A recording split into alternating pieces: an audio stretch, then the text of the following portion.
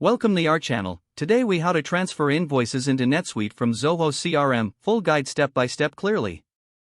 Begin by logging into your Zoho CRM account. Navigate to the Invoices section to locate your invoices. Select the invoices you wish to transfer. Export these invoices in a compatible format, such as CSV. Next, log into your NetSuite account. Once logged in, go to the Import Assistant. Choose the option to import CSV files. Select the appropriate record type, which in this case is invoices. Upload the CSV file you exported from Zoho CRM. Map the fields from your CSV file to the corresponding fields in NetSuite. Ensure that all required fields are correctly mapped.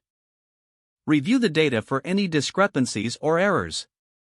Proceed with the import process to initiate the transfer. Once the import is complete, check the Invoices section in NetSuite. Verify that all transferred invoices are accurate and complete.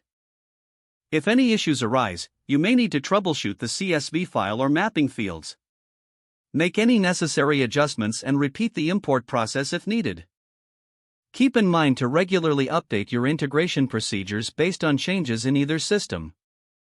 Familiarize yourself with any automated tools or connectors that streamline this process in the future. If the page does not load, refresh the browser or try again in a private or incognito window. Make sure you are using the correct email address, then retype it carefully to avoid small typos. If your password is not accepted, use the reset option and create a new strong password you can remember. Check your spam folder for verification or security emails, then complete any requested confirmation steps. Enable two-factor authentication if available to improve account security and reduce unauthorized access risk.